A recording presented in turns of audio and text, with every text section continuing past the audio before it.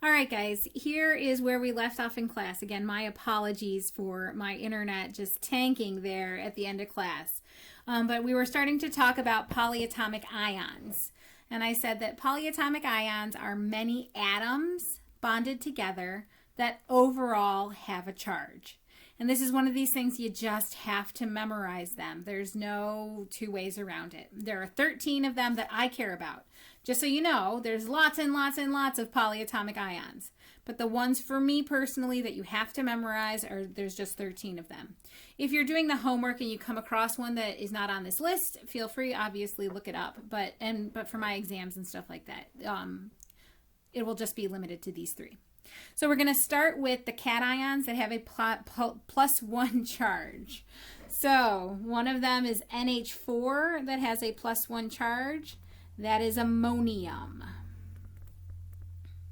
Now you got to be careful here. A lot of students sometimes get themselves a little bit confused. NH4 with a positive charge is ammonium. You might have heard of the chemical ammonia. Ammonia is NH3 with no charge. So that is the difference between them. Ammonia, no charge, NH3, ammonium, NH4 that has a positive charge. So this is why you might hear me say ammonium a lot, because I'm just trying to emphasize that I'm talking about the polyatomic ion there. And the other one that's really, really, really important, especially when we start talking about acids and bases, is H3O+. That is hydronium. All right, so those are the two. I'll number them. Ammonium and hydronium. Those are two of the polyatomic ions you just have to memorize.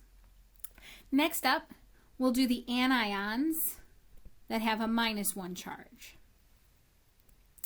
So the first up, let me give you an interesting one. I'm blanking on any interesting. Oh, here's the interesting one. HCO3 that has a -1 charge is bicarbonate. You might see in your book, this sometimes is called hydrogen carbonate. Don't ever call it that. No chemist will ever call it hydrogen carbonate. Chemists will always call it bicarbonate. So let me show you what I mean or how we use these polyatomic ions.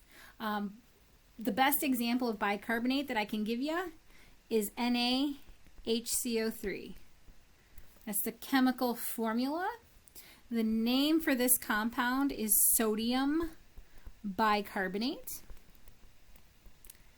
We know that they come together in a 1-to-1 ratio because sodium has a +1 charge and bicarbonate has a -1 charge. So they come together 1-to-1.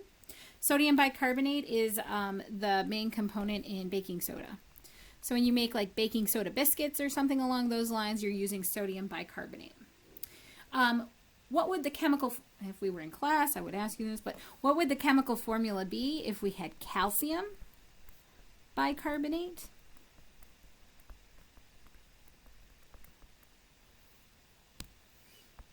Okay, so for the chemical formula for calcium bicarbonate, always go back to the ions. Calcium has a 2+ charge, it's in group 2. Bicarbonate is HCO3 that has a -1 charge. So we need 2 bicarbonates for every 1 calcium. Whenever you have more than 1 polyatomic ion, you have to put it in parentheses. So we need 2 bicarbonates. We put the bicarbonate ion in parentheses, and then the subscript of 2 comes after that. That tells us that we have 2 bicarbonate ions for every 1 calcium. So HCO3- is bicarbonate. Let's see here. Cyanide is CN-.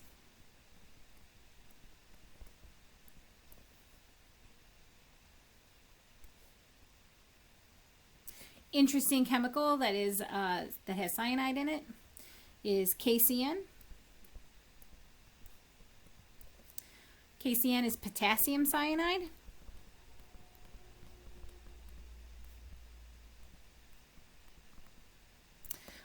That can kill you. Cyanide is not really good for you. So KCN is potassium cyanide, and that can kill you. And the reason that it comes together 1 to 1 is potassium is a +1, cyanide has a -1. So that's potassium cyanide.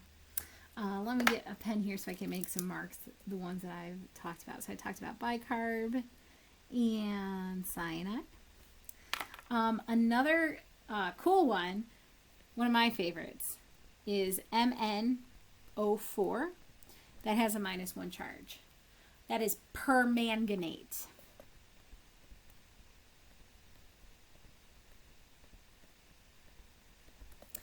Permanganate, in particular potassium permanganate, KMnO4, is a beautiful, beautiful purple color, and we'll use it up in the lab.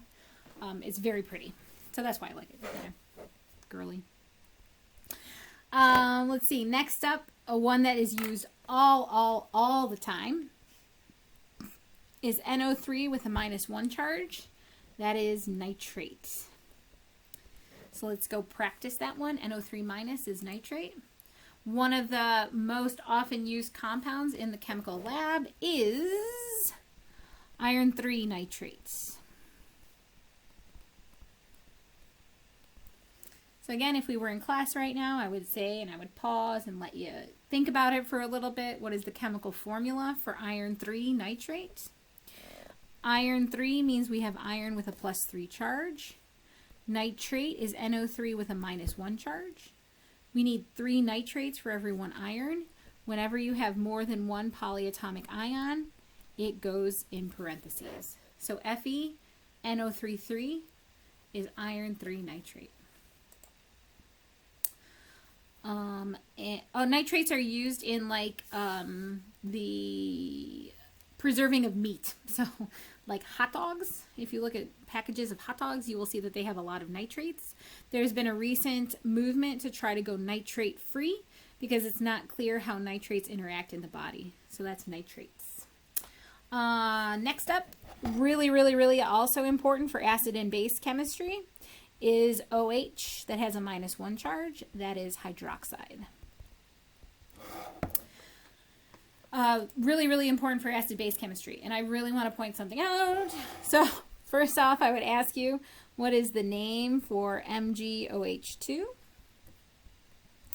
And I would wait and pause, and you guys would tell me that that compound is magnesium hydroxide. And I would say that you were totally right. But what I want to point out is this little connection that you see right there is just my handwriting. The O connected to the H doesn't mean anything. I had a student once who was convinced I was trying to show something. That is just my handwriting.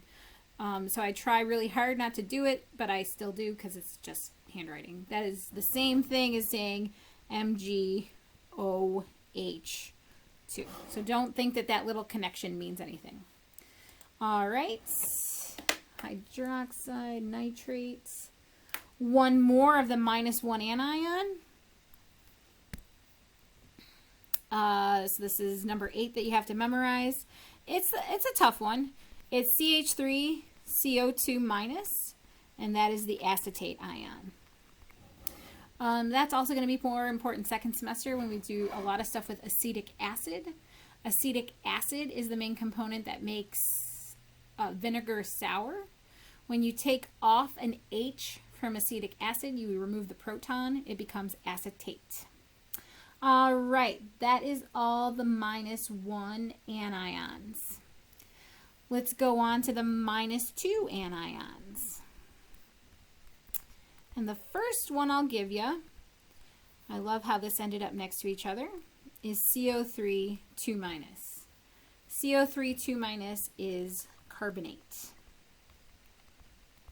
So there's a relationship. You can see bicarbonate is HCO3 with a -1. Carbonate is CO3 with a -2. Those are different from each other. My favorite carbonate compound is chalk. Chalk is calcium carbonate. So what's the chemical formula for calcium carbonate? Go back to the ions. Calcium is a 2+. Carbonate is a 2-. So the chemical formula is CaCO3. Chemical formula for chalk.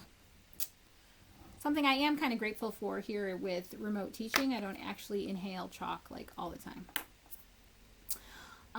Then we have number 10.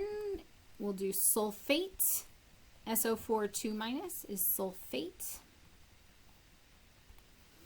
One of the most common household sulfate compounds, do I have another? No, I'll just do it over here, is magnesium sulfate.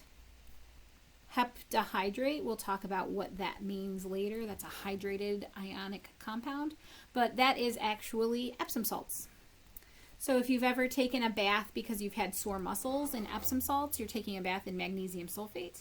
Magnesium is a natural muscle relaxant, and so it actually passes into your body and helps relax your muscles, which is why it works as a nice bath. All right, moving right along.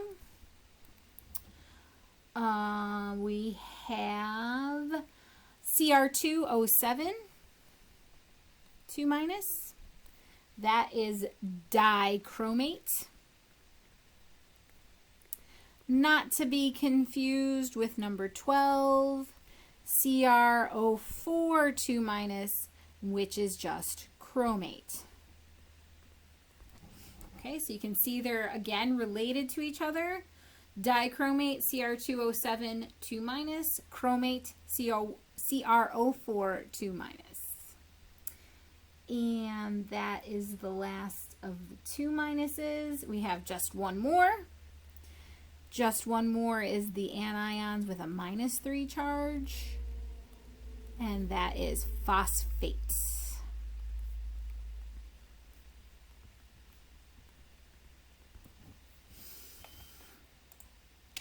And phosphate, I would say, what is the chemical formula for my favorite phosphate, which is sodium?